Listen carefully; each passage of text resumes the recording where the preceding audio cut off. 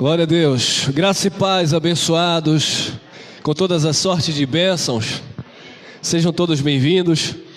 Vamos continuar crescendo na graça e no conhecimento do nosso maravilhoso e bondoso Deus. Deixa eu só agradecer aqui a presença dos nossos irmãos da cidade de Barra do Choça, nosso irmão Antônio Mendonça, nosso irmão Mário e Laismar, amém? Esses abençoados que saíram da cidade de Barra do Choça, né? Próximo ali a Vitória da Conquista, para estarem conosco hoje, neste dia, ouvindo a palavra da graça de Deus. Aos visitantes também, sejam todos bem-vindos, nossos irmãos de Feira de Santana, e aos demais irmãos que estão chegando aqui pela primeira vez, sejam todos bem-vindos, amém? Aí está o tema, é a trilogia desta mensagem, né?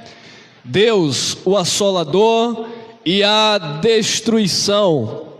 Nós pregamos, né, a primeira e a segunda parte. Nós vamos fechar hoje na terceira etapa. Eu quero dizer, meus amados, que o nosso irmão, né, o bispo Geraldo Moraes, o nosso irmão, o nosso amado Cristiano França também, eles têm pregado esta palavra, esse tema tem sido uma aula. Eu só estou aqui dando o meu parecer, contribuindo também para que esse entendimento chegue aos amados. Queridos, chega de pregar Malaquias 3:10, o povo está saturado disso. Chega de pregar Salmo 23, o Senhor é meu pastor e nada faltará. Chega de pregar para a igreja como doutrina, posso todas as coisas naquele que me fortalece. Nós fomos chamados, amado, para beber da água da vida, que flui, que jorra dentro de cada um de nós. A graça de Deus é um oceano do Espírito Santo, e nós fomos convidados, chamados pelo Espírito, para mergulhar cada vez mais nesta palavra e provar deste conhecimento maravilhoso, a qual conhecimento a igreja desconhece. Nós vamos falar de assuntos que muitos nunca ouviram e vão, claro, pela primeira vez vamos nos chamar de herege, mas eu já deixo aqui registrado, vocês que estão na gravação, vocês que nos acompanham lá no YouTube,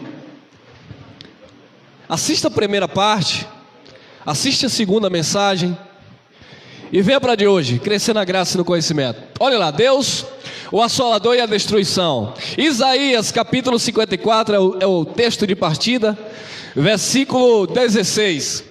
Eis que eu criei o ferreiro que assopra as brasas no fogo e que produz a ferramenta para a sua obra. Também criei o quê? O assolador para quê? Para destruir. Quem criou? Foi Deus. Então Deus criou o assolador para destruir. Deus criou o mal com um propósito, como ele disse lá em Isaías 45:7. Deus criou o bem e o mal, as trevas e a luz. Provérbios 16:4 diz que Deus fez todas as coisas, inclusive o ímpio, para o dia mau. Então tudo está no controle, no governo absoluto do soberano Deus. E para as nossas vidas, Ele traz esta verdade, essas verdades, para que nós venhamos descansar e confiar inteiramente nele.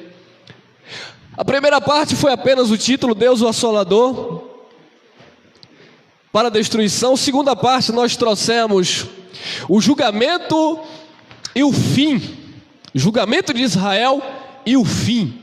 Mas o fim de quê? E hoje nessa terceira parte nós vamos falar disso aqui, ó. Ei, meu Deus do céu, quantos irmãos sofrem antecipadamente não, sofrem por não conhecer. Ele disse por boca de Osés: o meu povo é destruído por falta de conhecimento. Então vamos lá, irmão, antes que você me chame de herege, de maluco, vamos ouvir a palavra, vamos ouvir o Espírito. E está aí o subtítulo, a grande tribulação e a vinda do Filho do Homem. Vamos lá. Que é isso, irmão? Eu vou de Bíblia. Mateus capítulo 24, versículo 15. Olha lá. Quando, pois, virdes, quem está falando? Jesus. Quando, pois, virdes que a abominação da desolação, de quem falou o profeta quem? Daniel. Jesus está falando do que Daniel havia profetizado. Está lá em Daniel, capítulo 9, versículo 22 a 27, nós já falamos na outra mensagem. Então Jesus está testificando daquilo que Daniel falou. Quando, pois, virdes, vocês vão ver. Vocês quem? Você? Não, aquele povo com quem Jesus estava falando, com os primeiros discípulos daquela geração. Quando, pois, virdes que a abominação da desolação de quem falou o profeta Daniel está no lugar santo. Quem lê, é para ler e entender. Está no lugar santo, Jerusalém, a cidade santa do Senhor.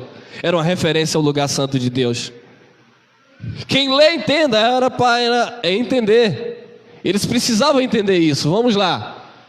Lucas, quem crê na Bíblia? Amém? Tem alguém que crê nas Escrituras aqui? Então, só vou ler e vocês vão acompanhar. Lucas, capítulo 21, versículo 20. Mas, quando virdes Jerusalém cercada de quê? De exército. Amém? Mas quando virdes Jerusalém cercada de exército, sabei então que é chegada a sua desolação. Vocês vão ver, Jesus falando para aqueles discípulos, vocês vão ver Jerusalém cercada de exército. E quando vocês presenciarem isso, vocês vão entender que é chegado o quê? A desolação. De que desolação é essa, Jesus? Daquela que profetizou Daniel. Amém? Olha lá, vamos que vamos. A história corrobora. Jesus falou isso aqui. Lucas 21, 20. Mas quando vir de Jerusalém cercada de exércitos, sabei então que é chegada a sua desolação. A história corrobora. Vamos lá, vamos de história. Olha lá. Durante o conflito, o exército de Roma, comandado pelo futuro imperador Tito, cercou e conquistou a cidade, que era controlada por facções rebeldes da Judéia, desde o ano 66 depois de Cristo. O cerco terminou aonde? No ano... Isso está na história, irmão, é só procurar, é só pesquisar. O cerco terminou no ano 70 depois de Cristo, com a destruição de quê? Do segundo? Lembra que Jesus disse não vai ficar pedra sobre pedra? Olha aí, ó. Durante a invasão de Jerusalém, os romanos fizeram um grande saque na cidade. Destruiu a cidade. Olha lá, vamos mais. As tropas romanas do general Tito tomaram a cidade de Jerusalém no dia 8 de setembro do ano 70 da era cristã. As tropas romanas entraram na cidade, o que por si só era proibido. O templo foi incendiado e os habitantes foram deportados como escravos. 70 mil soldados destruíram a cidade santa dos judeus. Quando Jesus ia saindo do templo, Mateus capítulo 24, versículo 1, os discípulos tentaram impressionar Jesus e disseram assim: olha, pai, olha, mestre, que maravilha de templo. Jesus disse: vocês não estão vendo tudo isso aí? Não vai ficar pedra sobre pedra que não seja. Foi ou não foi? Ah, irmão, nunca vi dessa história. Procure. Foi derrubada porque a palavra do Senhor não volta vazia, e já tinha sido profetizada lá pelos profetas. Tinha que acontecer, e Jesus não estava inventando nada. Jesus estava falando, relatando daquilo que já estava profetizado que tinha que acontecer. Olha lá. Com a invasão dos romanos, o templo foi quase totalmente destruído pelas tropas do general e futuro imperador romano Tito Flávio César Vespasiano Augusto. Era o filho de Vespasiano que futuramente se tornou imperador de Roma. Então, amados, este Tito, que era imperador, ele invade Jerusalém no ano 70 como aquele assolador que Deus Não foi o diabo, não foi o capeta, aleluia. E ele vai te... Não, irmão, foi Deus que mandou. O julgamento sobre Israel, o juízo de Deus sobre Israel teria que acontecer e Deus iria usar o instrumento. Ah, mas aí não foi Deus, foi Tito, usado por Deus. Porque Deus fez todas as coisas, inclusive o homem mau, o mal, para cumprir os seus desígnios. Abafando aquilo que seria a grande revolta judaica, onde morreram mais de 1 milhão de judeus.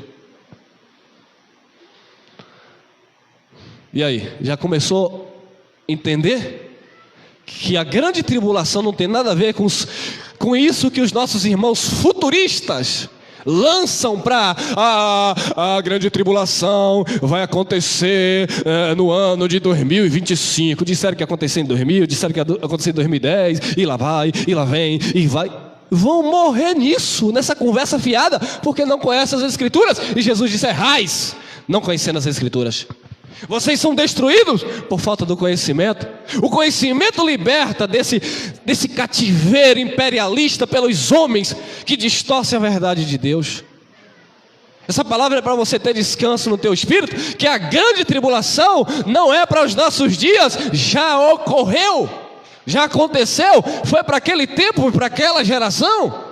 Ah não, porque vai se levantar um governo, talvez seja esse aí, presidente da França, esse homem, talvez seja dos Estados Unidos, não, talvez seja da Coreia do Norte. Eles ficam chutando, adivinhando. Por quê? Porque não sabe, porque não conhece as Escrituras, ignoram a verdade. Mais de 1 milhão de judeus morreram naquela guerra. Olha lá, Lucas 21, 22. Porque aqui é Bíblia, já não é mais história secular. Aqui é Bíblia, já não é mais história onde eles viveram naquele tempo e passaram, como Flávio Joséfo passou tudo aquilo que ocorreu naquele período. Aqui já é as Escrituras. Eu espero que, se você não crê na história, venha crer, porque ambas corroboram, testificam. Olha lá, Lucas 21, 22. Porque dias de quê? De quê?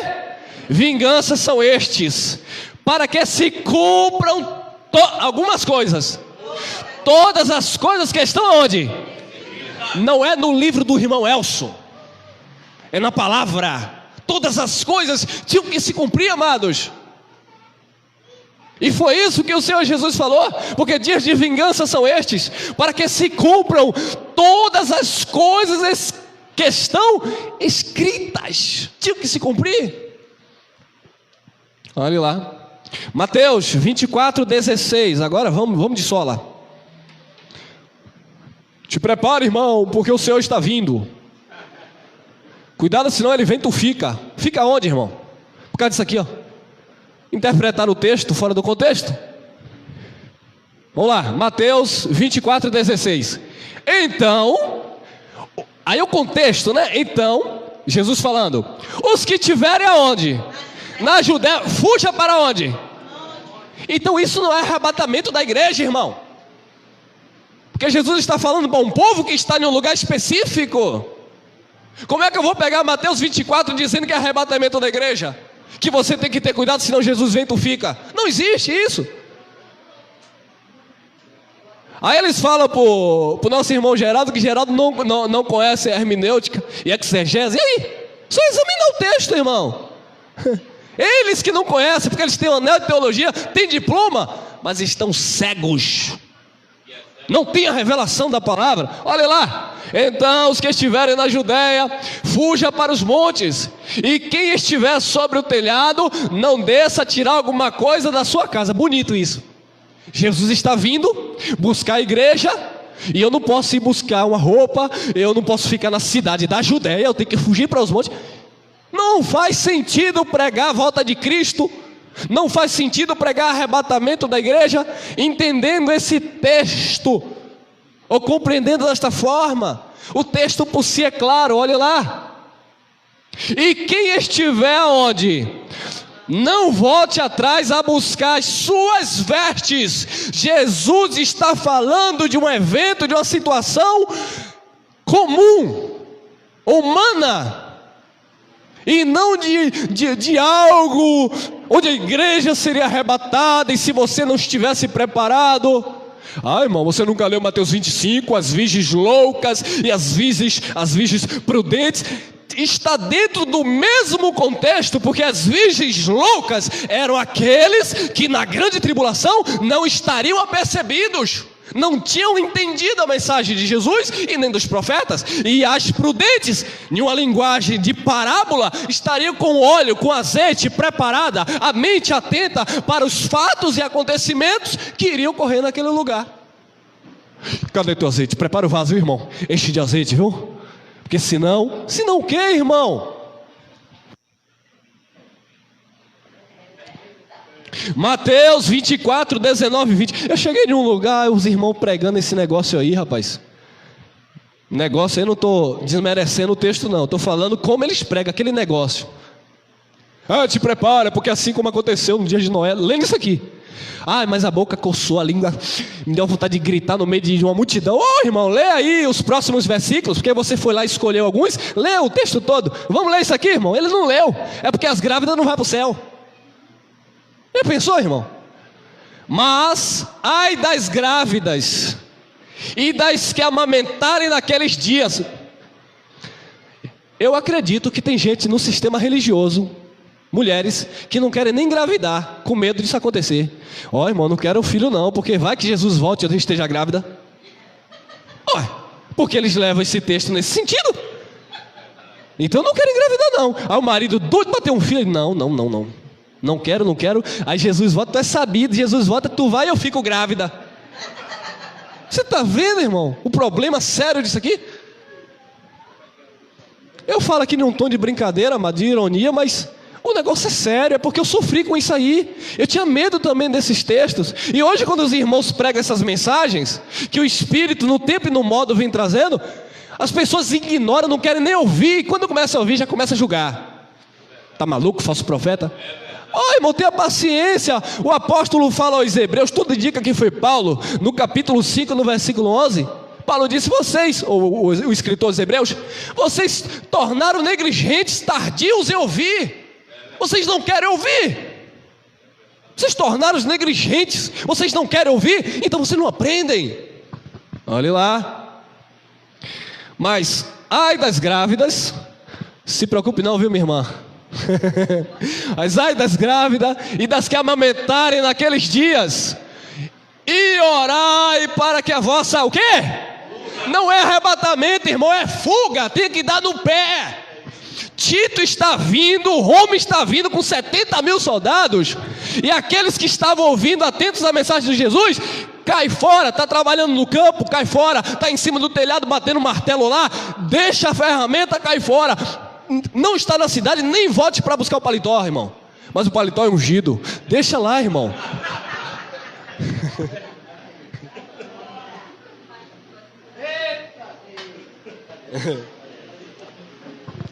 Cai fora. Ai das grávidas, por quê, irmão?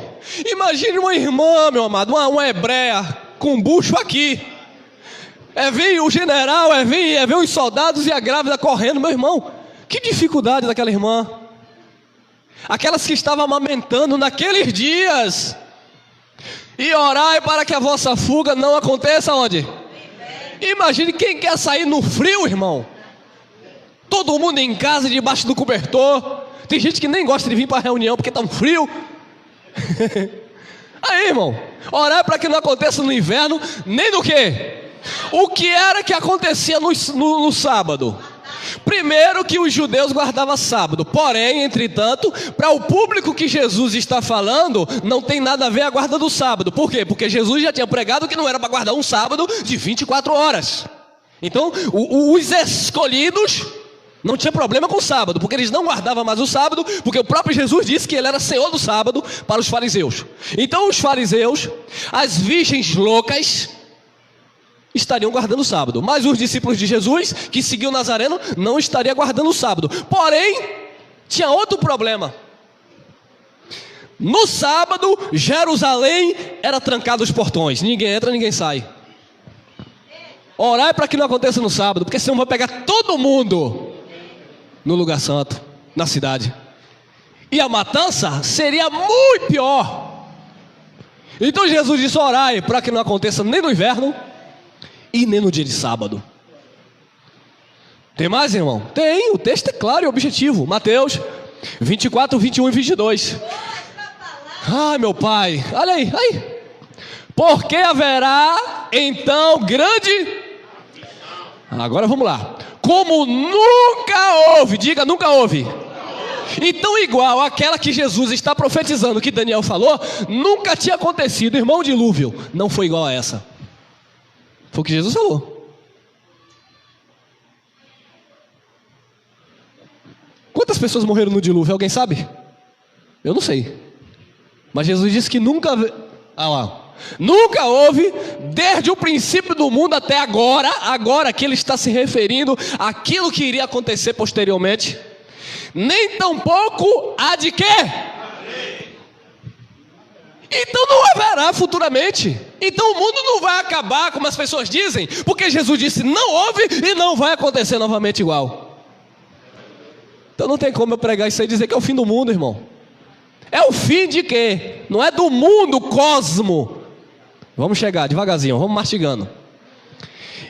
E se aqueles dias não fossem o quê? Abreviados, diminuídos. Se aqueles dias não fossem abreviados, nenhum é o quê, irmão? Nenhum espírito? A tua carne vai para o céu? Então isso aqui não está falando de salvação eterna, está falando de salvação, livramento da carne, do corpo. Salvação aqui é livramento. E se aqueles dias não fossem abreviados, nenhuma carne se salvaria, mas por causa dos... serão o quê? Abreviados aqueles dias. Vamos supor que a grande tribulação fosse levar um mês.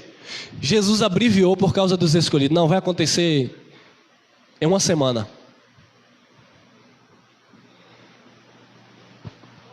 Olha lá, tem mais? Tem mais. Mateus 24, 24. Tudo isso iria acontecer antes desse ápice do ano 70. Mateus 24, 24. Porque surgirão falsos cristos e falsos profetas, e farão tão grandes sinais e prodígios. O povo já gosta desses milagres que acontecem ali, né?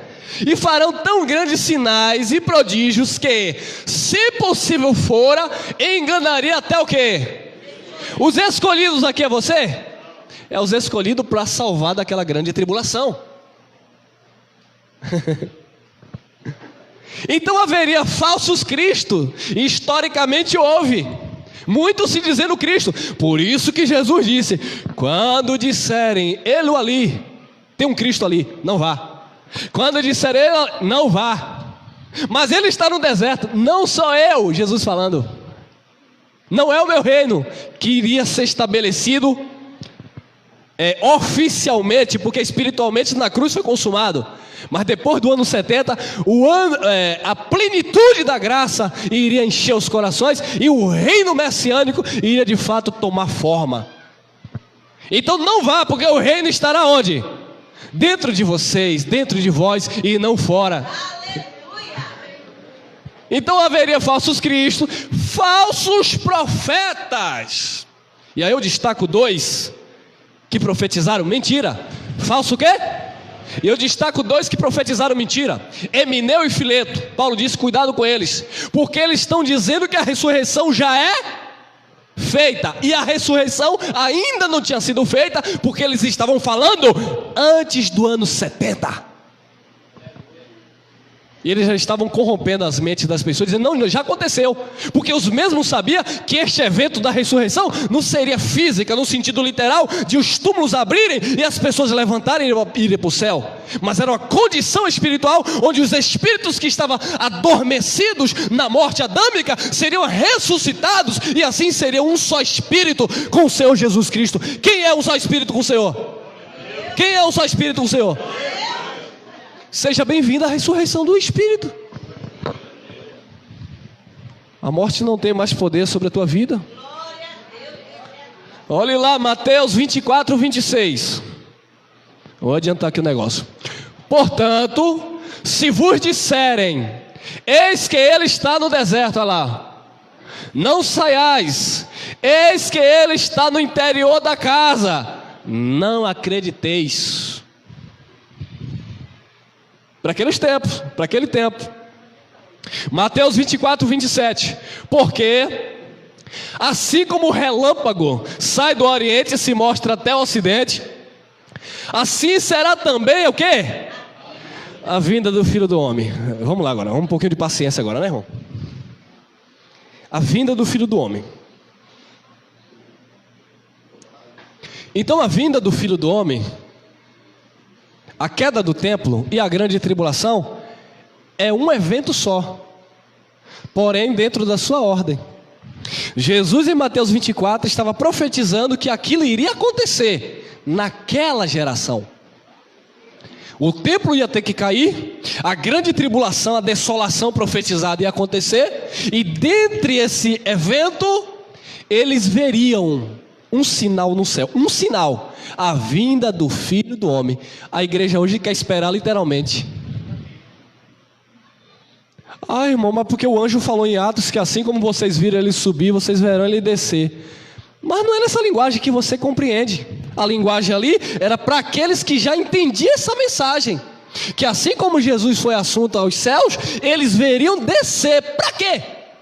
Para julgar Israel, como um sinal que já estava profetizado, e não no sentido literal que Jesus ia descer lá montado em um cavalo branco, tocando trombeta. Não era nada disso. E nós vamos ver nas escrituras, olha lá. Isso aqui é para termos uma noção do que eu estou falando. Isaías 19, versículo 1. Sentença contra quem? Nessa passagem aqui, Deus está sentenciando, julgando, trazendo juízo sobre o Egito. Eis que o Senhor, quem é o Senhor aqui? Vem cavalgando numa? Contra quem? Será que Jesus veio montado em uma nuvem? Pacatá, pacatá, pacatá, pacatá, pacatá, pacatá? Viu que é uma figura de linguagem? Viu que é uma força de expressão? Viu que é uma fala do autor para dar ênfase a um fato? Como foi que Deus veio contra o Egito? Usando quem? Por exemplo, Moisés. As pragas. Para destronar, destruir o Egito, para que o nome do Senhor fosse glorificado e reconhecido em toda a terra. Nas pragas que Moisés realizou, aparece o Senhor montado em uma nuvem correndo? Então isso aí não é no sentido literal, irmão. Eu quero que você entenda isso aqui, que aqui foi contra o Egito, para quando nós voltarmos a falar do texto contra Jerusalém, contra o judeu, vocês não dizerem, ah não, mas Jesus vai vir sobre as nuvens. Aí também já dizia que ele tinha vindo sobre as nuvens. Veio? Não veio. Agora ele julgou ou não julgou o Egito? Julgou. Mas ele não veio cavalgando em uma nuvem ligeira. Olha lá. Sentença contra o Egito.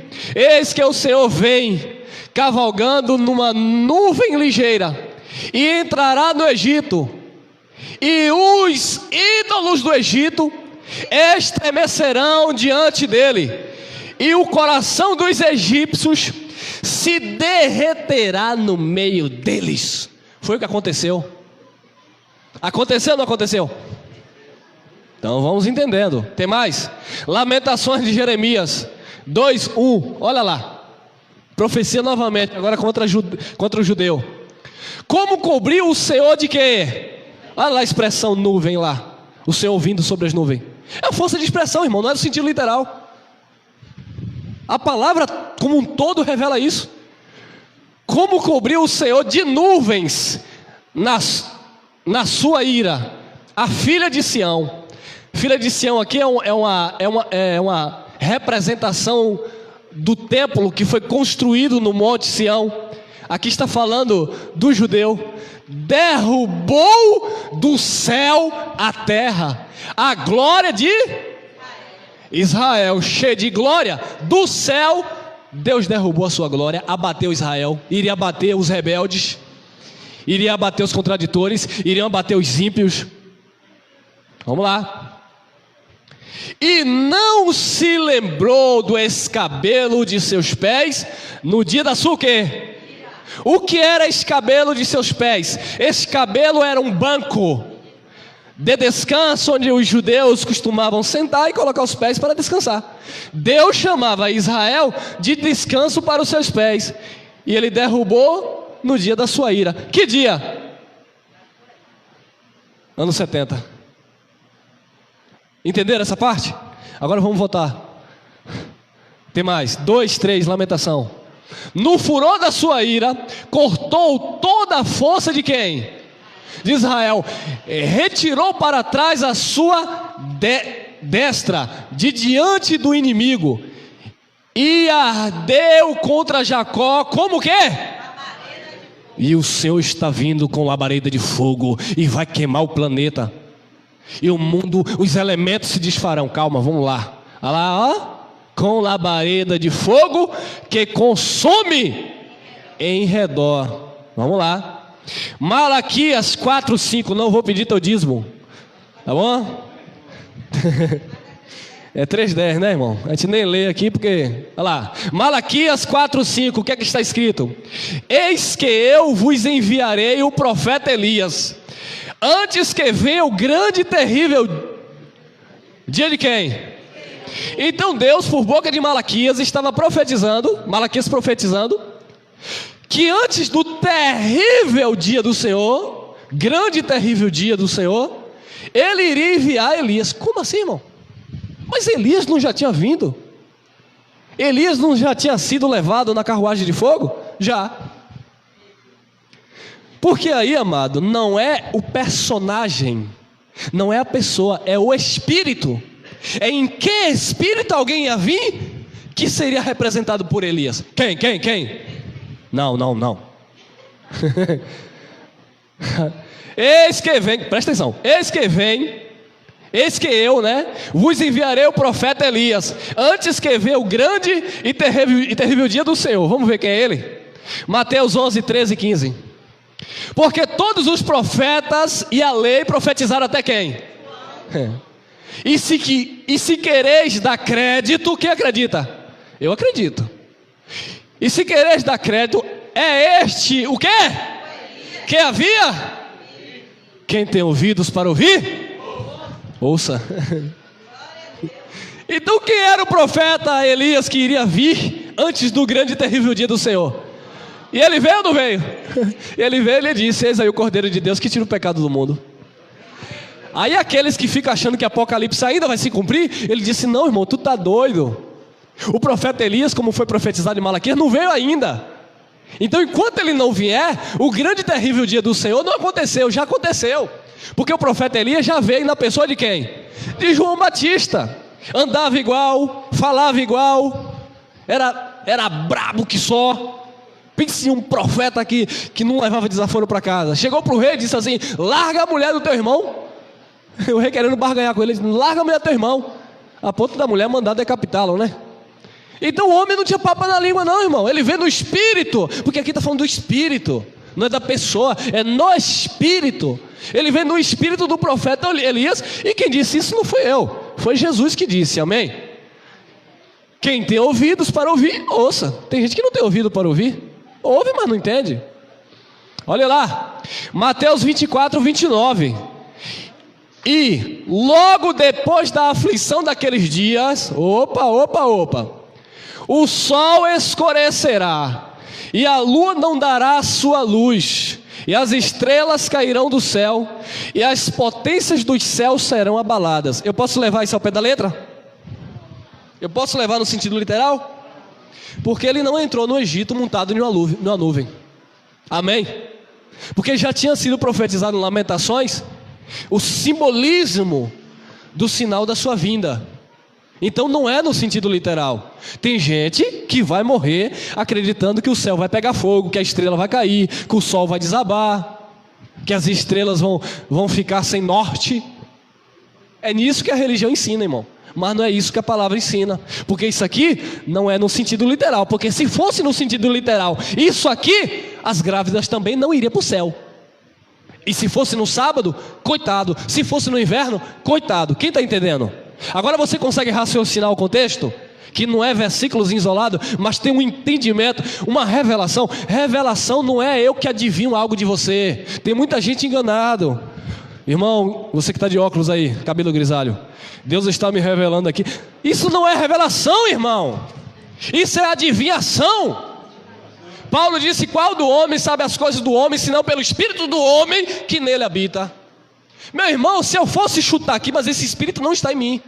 Se eu fosse chutar aqui, eu tenho certeza que alguma coisa da vida de vocês eu adivinhava. Mas esse não é o Espírito que opera nas nossas vidas. Porque o Espírito que opera nas nossas vidas é o Espírito da verdade. Porque eu estou pregando para um público onde milhões de pessoas futuramente, posteriormente irão ouvir essa mensagem. E aí? Será que eu não consigo aí dar um chute aí e acertar alguma coisa? Deus está me falando que aquele currículo que você colocou, pimba, a porta vai abrir. Quando eu olho está o irmão: eu recebo. É para você mesmo. Aí ele sai: Deus usou o profeta Elcio para falar comigo. Não usou nada. Eu só captei a tua fragilidade, o teu emocionalismo. Estou ministrando, estou vendo a pessoa desabando em choro. Percebo que não é por alegria pela mensagem, é por uma tristeza profunda. Vem aqui, irmão. Vem aqui, irmã. Deixa eu orar por você. Coloca a mão na cabeça. O que é que vai acontecer? Cai na hora. Porque eu já fiz isso. Então esse negócio do cai, levanta e cai, isso não tem nada a ver com Deus e poder do Espírito Santo. Tem a ver com a manipulação religiosa dos homens que distorcem a palavra de Deus.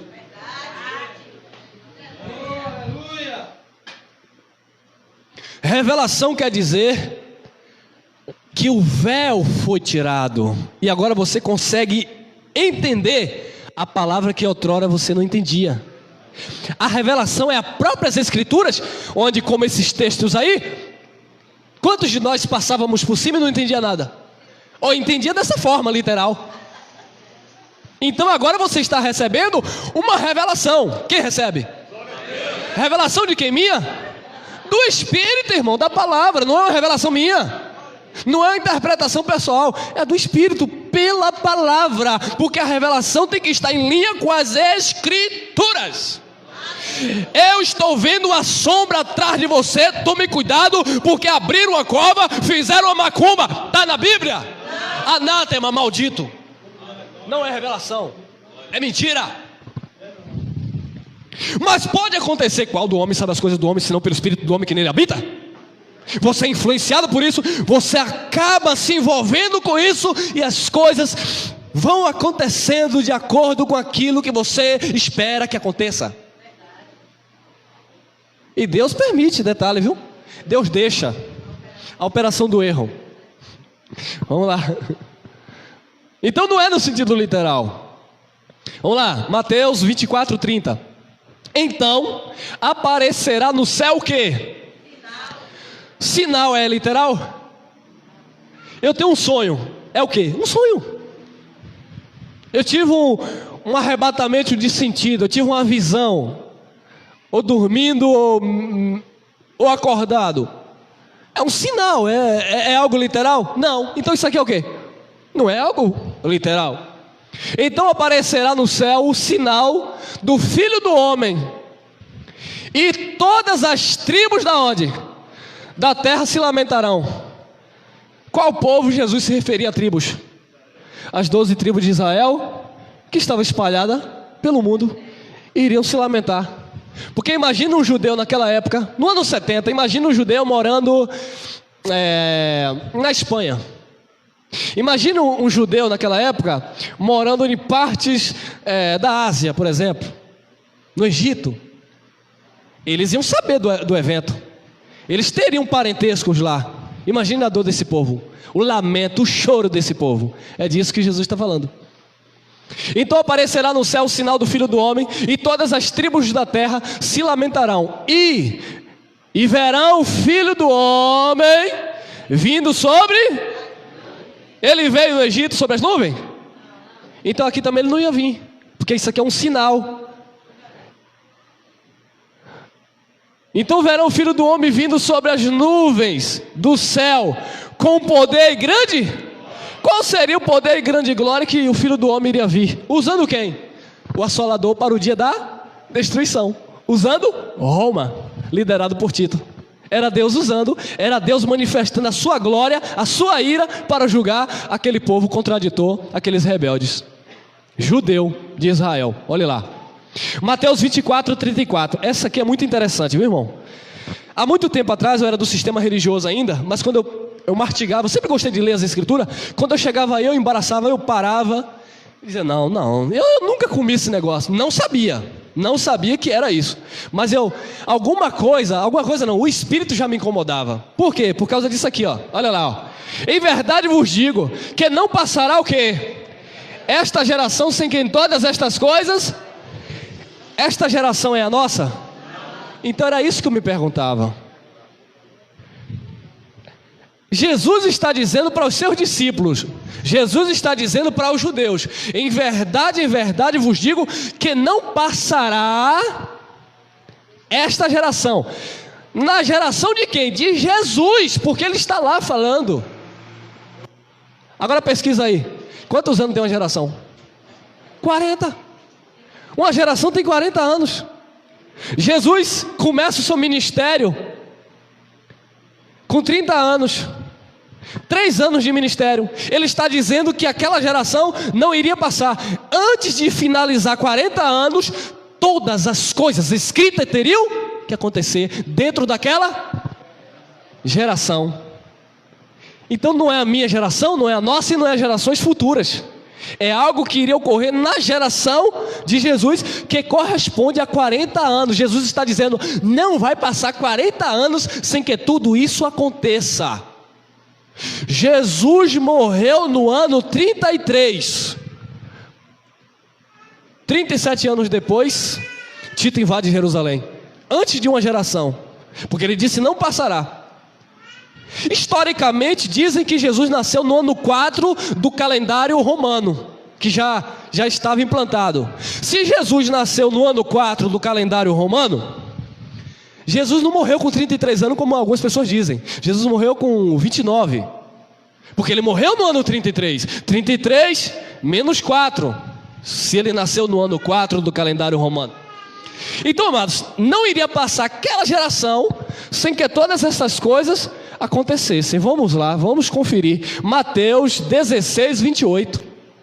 Em verdade vos digo, olha para isso, irmão.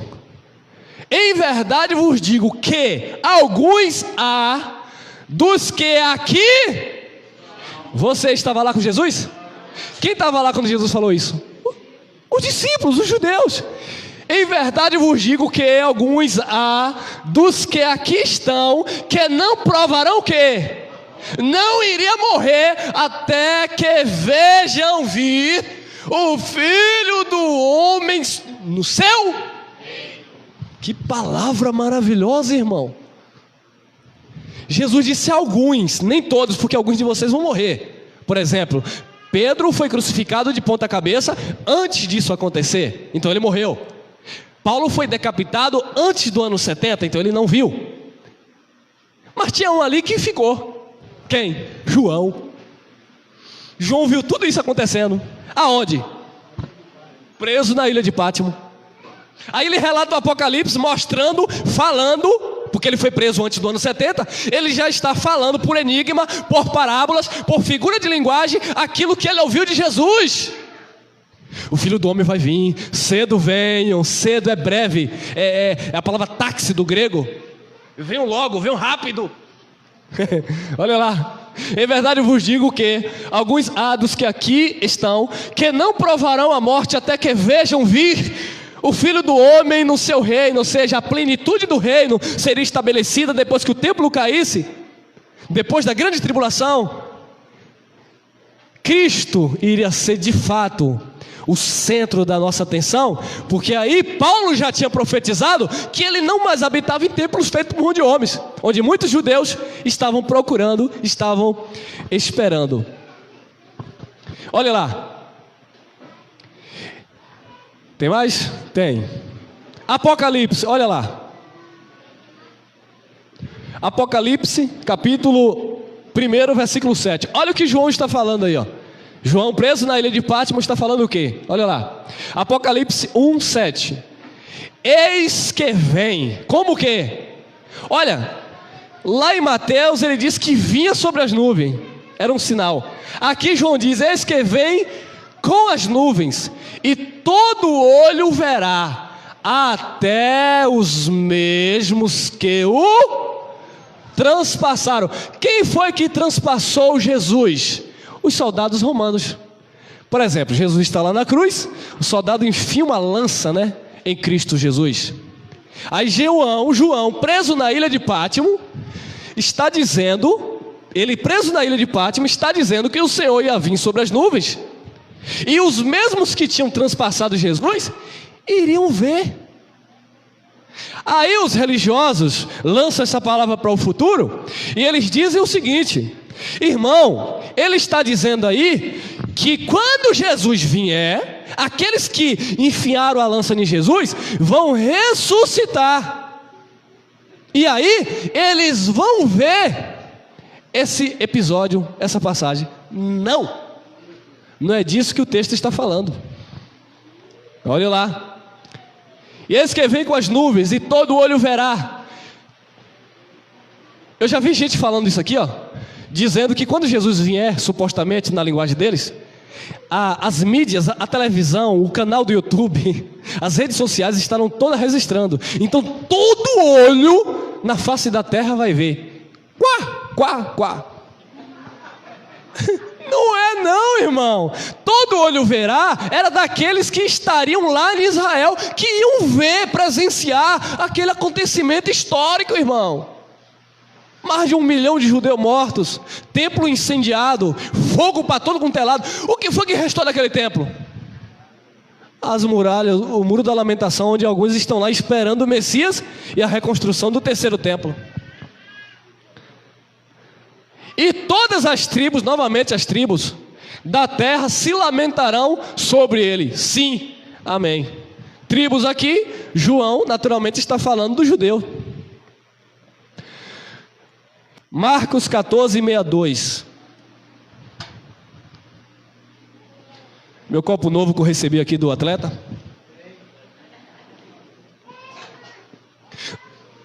Marcos 14, 62. E Jesus disse-lhe, quem disse? Jesus: eu o sou, e vereis o Filho do Homem assentado à direita do poder de Deus e vindo sobre as nuvens do... No contexto, Jesus está sendo interrogado e Caifás, o sacerdote, ele pergunta: és tu o Cristo? És tu o Filho do Deus vivo? Fale-nos. Até quando você vai deixar a gente aqui inquieto? E Jesus está lá olhando para a cara dele. Jesus todo ensanguentado, amarrado, pronto para ir para receber as chicotadas, prestes a ir para o Gólgota, para o Calvário. Então Caifás pergunta: és tu o Cristo? Aí Jesus disse aí, ó: eu sou. Você não está me perguntando, Caifás? Eu sou. E vereis. Quem vai ver? Para quem Jesus está falando? Para Caifás. Jesus estava dizendo que Caifás ia ver. E vereis o Filho do Homem assentado à direita do poder de Deus e vindo sobre as nuvens do céu. Então Jesus disse que Caifás ia ver. Eu não vi. Você não viu. Mas Caifás estava vivo para ver. Pedro não viu, morreu antes. Paulo não viu, morreu antes. Alguns dos apóstolos, Tiago, outros morreram antes.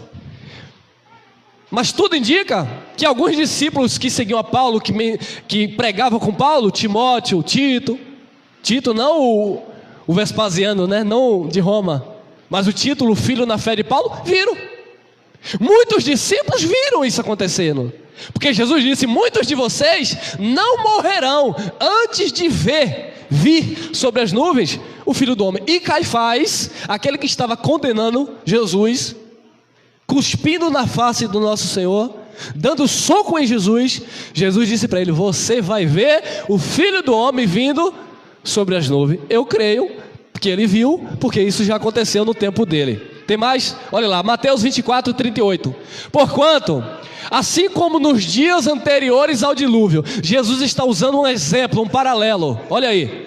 Porquanto, assim como nos dias anteriores ao dilúvio, comiam, bebiam, casavam-se e davam-se em casamento, até ao dia em que Noé entrou na arca.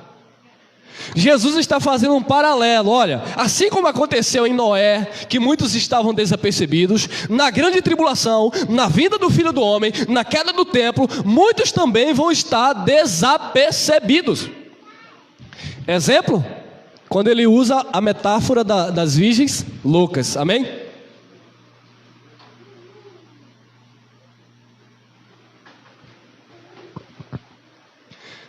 Olha lá, Mateus 24, 39. E não o perceberam até que veio o dilúvio e os levou a todos. Assim será também a vinda do Filho do Homem. Na vinda do Filho do Homem ia ter dilúvio? Mas assim como eles estavam desapercebidos lá no tempo de Noé, na vinda do Filho do Homem, muitos estariam desapercebidos e muitos seriam levados pela água do dilúvio, levado por Tito, levado por Roma, cativos. Foi o que nós lemos lá no fator histórico. Mateus 24, 40 a 42. Então, estando dois no campo, será levado um e deixado o outro. Irmão, cuidado, porque aquele que não estiver preparado, o homem vai, a mulher fica. Primeiro o homem diz que vai ele, né? A mulher que fica. Quando é a mulher, ela diz que é ela que vai, o marido que fica, ela é besta, né? Não, irmão, é porque aí imagina um casal, um ia estar ligado na mensagem de Jesus. Olha, a trombeta vai soar. Jesus disse: os anjos vão tocar a trombeta. A trombeta soará. Quando a trombeta soava, era um sinônimo de invasão, sinônimo de guerra. Roma, por exemplo, tocava as trombetas, como Egito e como a Babilônia. E quando a trombeta soasse, muitos estariam desapercebidos, outros estariam ligados, porque tinham entendido a mensagem de Cristo. Então o que era que ia acontecer? Estarão dois no campo, será levado um e deixado o outro. O crente atento, espiritual, estava ligado no que Jesus falava, percebia, fugia, o outro ficava, era levado. Estando duas moendo no moinho, está lá duas pessoas naquele moinho, né?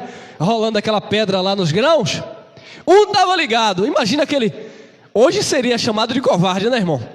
A bomba estourou, o crente, e o outro, que foi? O que está acontecendo? Era levado.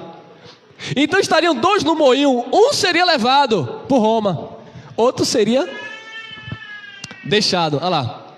Estando duas moendo no moinho, será levada uma e deixada a outra. Aqui escapou. Vigiai, disse o Senhor, porque não sabeis a que hora há de vir o vosso. Ninguém sabia a hora, nem Jesus de Nazaré, como homem, cumprindo a lei, ele disse: nem o Filho do Homem sabe, nem os anjos, somente o Pai. Então o dia exato ninguém sabia, mas estava prestes a acontecer, porque estava dentro daquela geração. Uma geração tem 40 anos. Jesus disse que ia acontecer. Eu não sei se vai acontecer amanhã, eu não sei se vai acontecer daqui a 15 dias, eu não sei, eles pensavam assim, né? Eu não sei se vai acontecer daqui a 10 anos. Eu sei de uma coisa: antes de passar essa geração, vai acontecer. Então, eles ficavam ali todos os dias vigiando. Pode ser hoje? Pode ser amanhã? Pode ser, ninguém sabe, então pode ser qualquer hora. Dentro desta geração, amém? Quem está entendendo? É por isso o conceito. Por isso que Pedro fala, olha, muitos estão dizendo: cadê a promessa dele que diz que veio e nunca veio? Aí Pedro faz um paralelo: você não sabe que um ano para com o Senhor é como 1000 dias? Vamos entender. Hebreus 10, 36 e 37.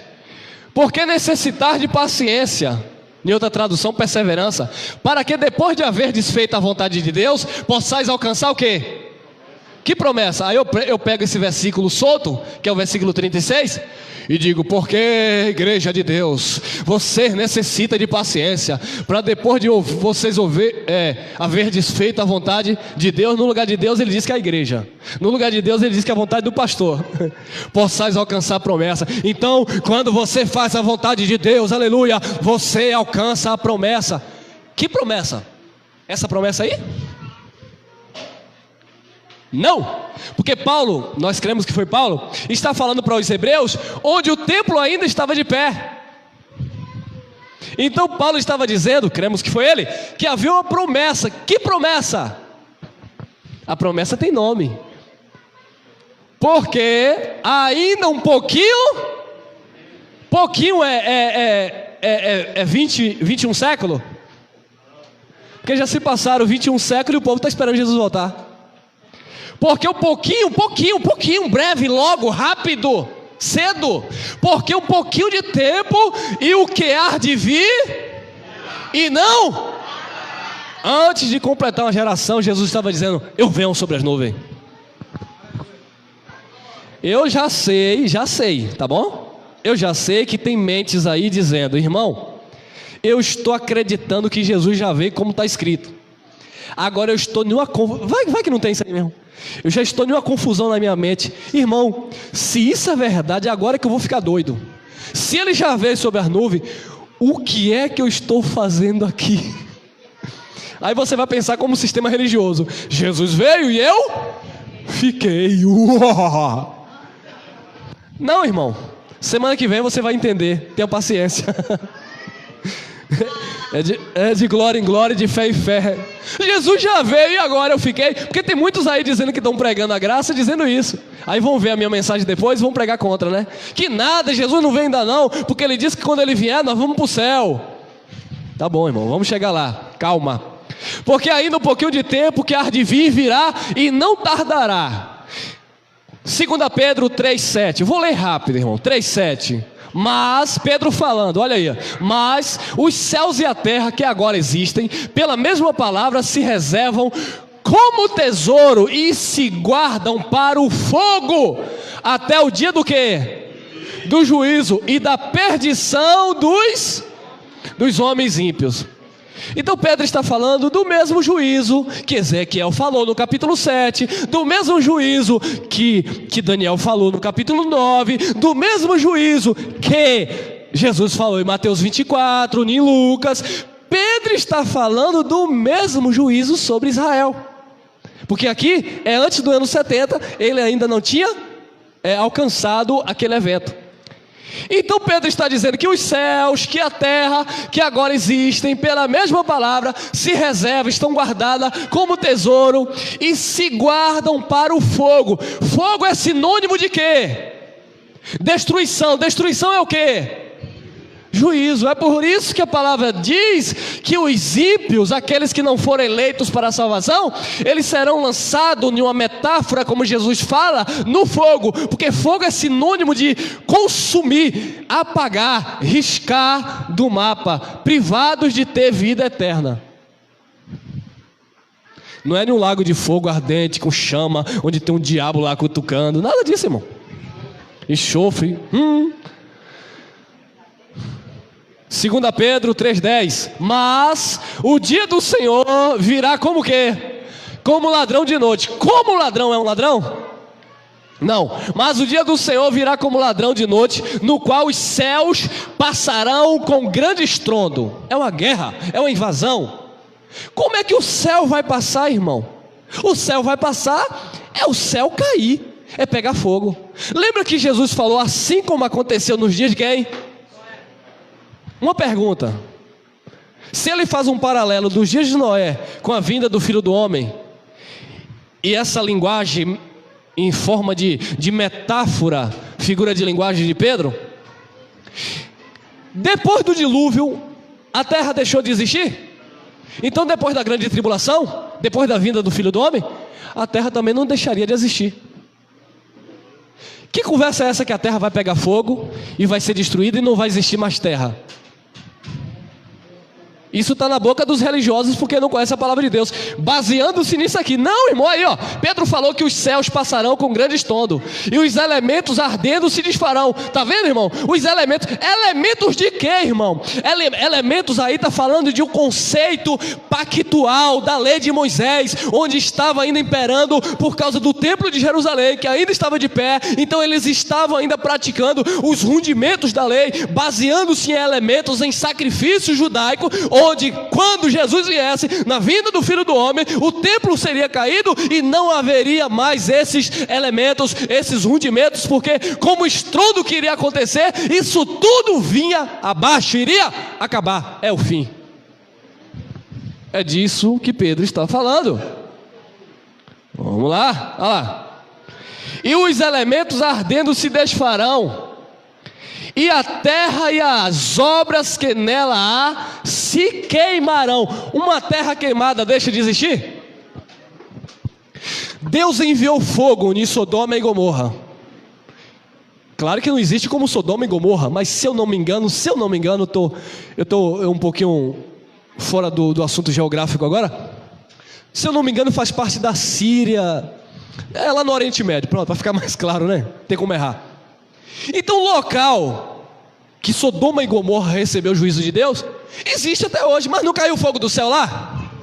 Aí também em Jerusalém ia cair fogo do céu, na pessoa do Império Romano, na pessoa de Tito. Então lá onde caiu o fogo do céu em Sodoma e Gomorra, existe lá a terra.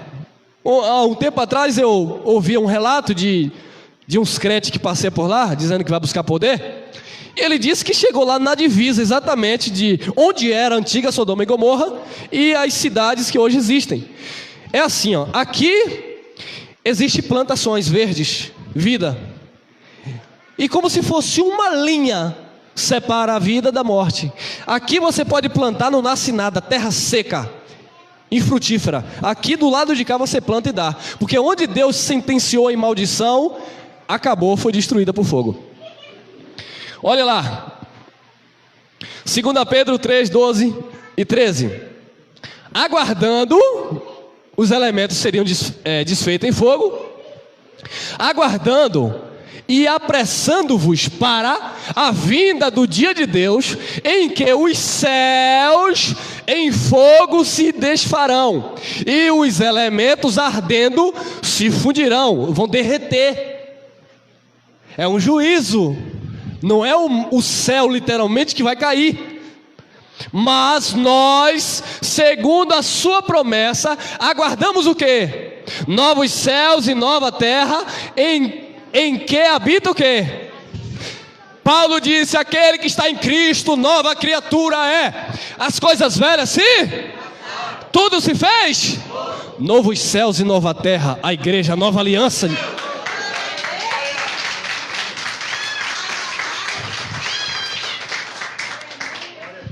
Novos céus e nova terra é a nova aliança, amados. É a igreja, é os espíritos aperfeiçoados por Cristo.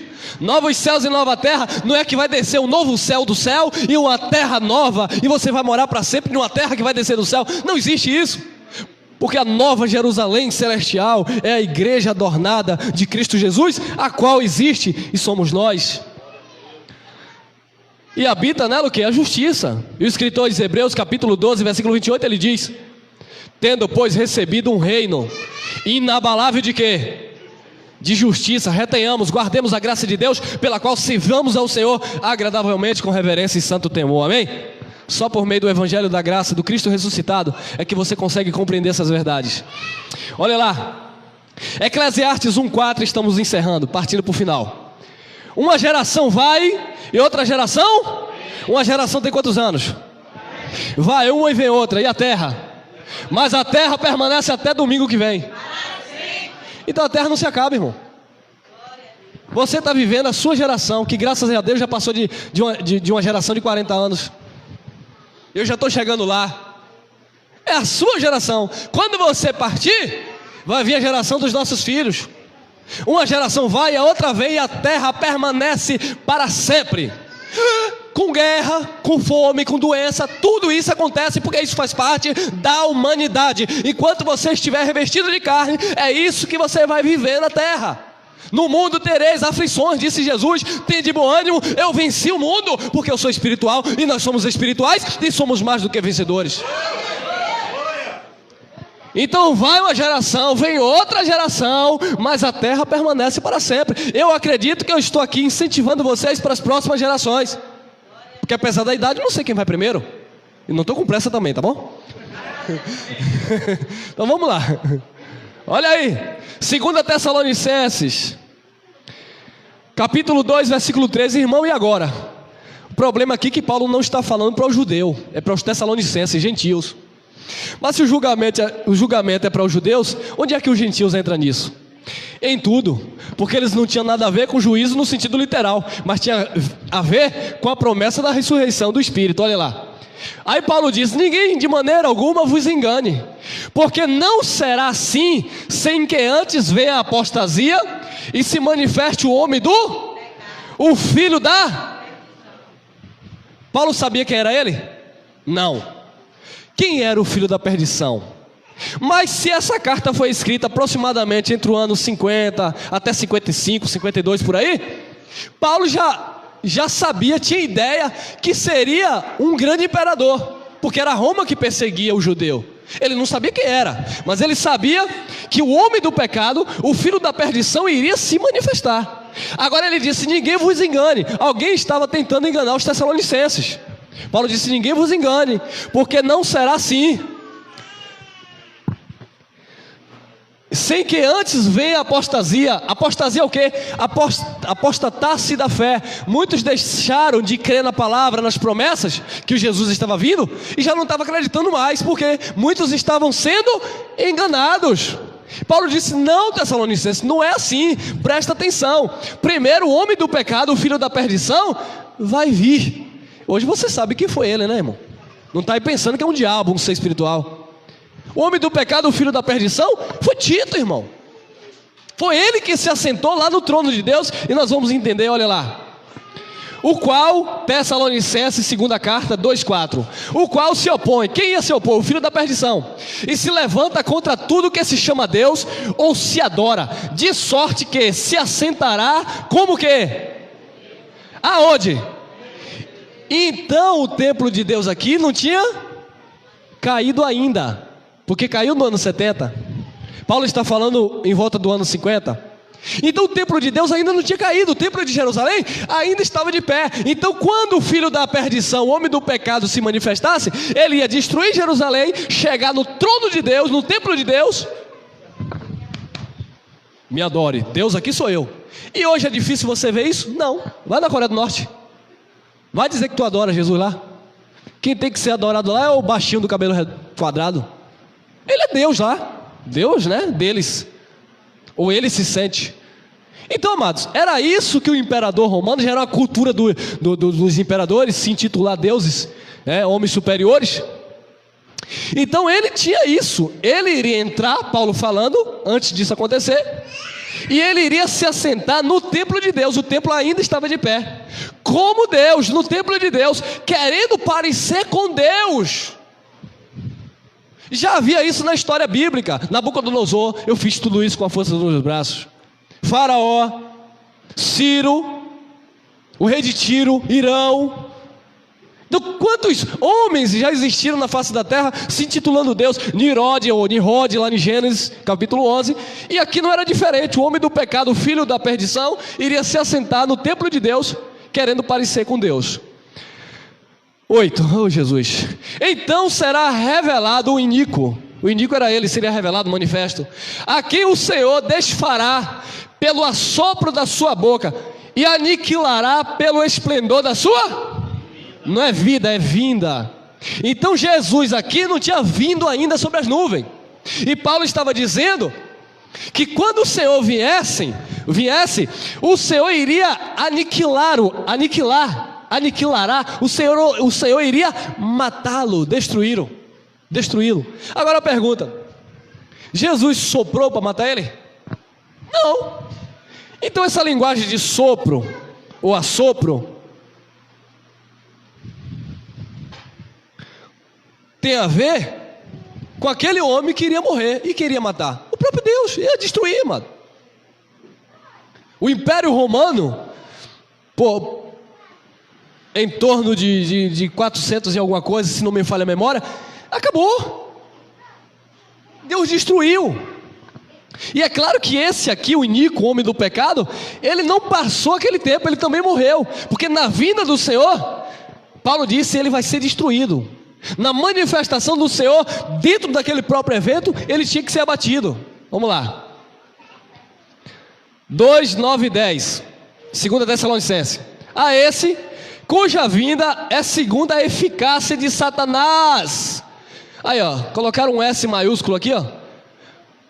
Isso aqui, amado, não é um ser, é um adversário, porque é um adjetivo. Satanás é um opositor, é um adversário. Então, esse, né, o filho do pecado, o homem da iniquidade, a vinda dele é segundo a eficácia, poder de um adversário, porque ele seria adversário do judeu, com todo o poder. E quanto poder, né, irmão? Nós lemos na história, 70 mil soldados, e sinais e prodígio de quê? Agora, ele vinha com todo o poder porque ele era um general de guerra. E os sinais e os prodígios de mentira? Quem era? Os falsos profetas que Jesus advertiu, os falsos cristos que iriam se levantar. Estava tudo, ó, em Roma. Por exemplo, Caifás. Se foi Caifás, se foi o Sinédrio, o governo judaico, que procurou César, que procurou o governo romano para crucificar Jesus, então haveria sinais, prodígio de quê? De mentira. Então esse que vinha segundo a eficácia de Satanás, ele vinha cheio de poder, e sinais e prodígio de mentira, porque muitos falsos profetas iriam segui-lo, estaria na sua comitiva. E com todo engano, olha, prodígios de mentira, e com todo engano da injustiça, para os que perecem. Por quê, Paulo? Porque não receberam o amor para si. Se salvar aqui é salvação eterna, você se salva. Se salvar é livramento, fugir da grande tribulação e daquele acontecimento. 11, 12. E por isso, porque não amaram a verdade, porque não estavam atentos, porque não estavam vigilantes, por isso, quem enviou? Deus lhes enviará, emprego do verbo do futuro, porque Paulo está pregando antes da vinda, antes da queda do templo, a operação do quê? Assim como nós falamos na primeira parte desse tema, que Deus enviou um espírito de mentira na boca dos profetas do rei Balaque, assim também na vinda do Filho do Homem, Deus também enviou o espírito de mentira. Olha que coisa interessante. Assim como Deus enviou lá no tempo do profeta Micaías e do rei Josafá, o mesmo espírito que operou mentira lá, Deus estava enviando aqui agora digo, no tempo de Paulo, para aquela geração, para também operar milagres e prodígios. Deus lhes enviará a operação do erro, para que creiam na mentira, para que sejam julgados todos os que não creram a verdade, antes tiveram prazer em quê? Na iniquidade. Deus enviou a operação do erro. Não tem prazer na verdade? Iniquidade para vocês. E aí, meu irmão, nós vivemos um paralelo hoje, né? Vivemos algo parecido. O povo não ama a verdade. O povo, muitos que vão me assistir aqui, não crê nessa mensagem que nós pregamos. Eu acho que eu fui claro nesse dia, né? A palavra foi muito clara, mas muitos não vão acreditar. Então o que é que Deus faz? Operação do erro. Vai lá na igreja, o pastor joga uma polinha de óleo que comprou ali no mercado de manhã. Vai lá na outra igreja da esquina, o pastor dá uma rosa dizendo que é do descarrego. E engana o povo de Deus, né? Porque ele corta a rosa, não transmite mais vida. Aí ele diz, a rosa vai murchar. Quando murchar é porque os demônios estão na rosa. É claro que vai murchar, irmão. Cortou, vai murchar. Então o povo fica aí atrás de ampola de óleo, atrás de vassoura ungida, atrás de copo com água benzido, porque fala mal da água benta do padre. mas fala bem do pastor que ungiu a água. Aí Deus permite a operação desses erros nesse século, porque não ama a verdade, como o nosso amado falou ali, não crê que Jesus Cristo é o cabeça da igreja. Deus envia a operação do erro, para quê? Para que creiam na mentira, para que sejam julgados todos os que não creram na verdade, antes tiveram prazer na iniquidade. Então naquele tempo, aquele povo seria julgado, antes do ano 70, eles iriam passar por tudo isso, porque no ano 70, na queda do templo, na vinda do Senhor sobre as nuvens, como sinal de juízo, julgamento para Israel, eles iriam receber, serem influenciados pelos falsos profetas, pelos mestres, pelos prodígios, pelas maravilhas que iriam ocorrer naquele tempo, simplesmente porque eles não amavam a verdade. Ame a verdade para não ser enganado. Você está aqui ouvindo essa palavra é porque Jesus te ama, Ele quer que você ame essa verdade, amém? Tem mais, irmão? Apocalipse 22:12. E eis que cedo venho. João está preso na ilha de Pátimo antes do ano 70. Está bem próximo ali, vai acontecer. Eis que cedo venho, e o meu galardão está comigo, para dar cada um segundo a obra. Próximo. Hebreus 10:30. Porque bem conhecemos aquele que disse: minha é o quê? Eu darei a recompensa, diz quem? Diz o Senhor. E outra vez o Senhor julgará o seu? Julgou ou não julgou? Julgou. E nós encerramos aqui nesse dia. Hebreus 12:29. Porque o nosso Deus é um fogo. Aí os elementos se desfazendo em fogo. Nosso Deus é um fogo consumidor. Ele veio para Israel. Jesus não vai vir fisicamente como as pessoas pensam. A promessa para os eleitos de Deus, esses que estão vivos, porque os que já partiram, já estão com o Senhor, já foram para a eternidade. As promessas agora para os eleitos, para nós que somos filhos de Deus, é quando este corpo corruptível, mas isso é semana que vem, se revestir da incorruptibilidade, o mortal será absolvido e nós seremos revestidos da imortalidade, ganharemos um corpo glorificado e estaremos para sempre com nosso Deus. Já foi decretado, irmão. Jesus não vai vir te buscar. Por quê, irmão? Porque Ele já te encontrou. Tu é um espírito com Ele, Ele habita em você. Amém? Graça e paz.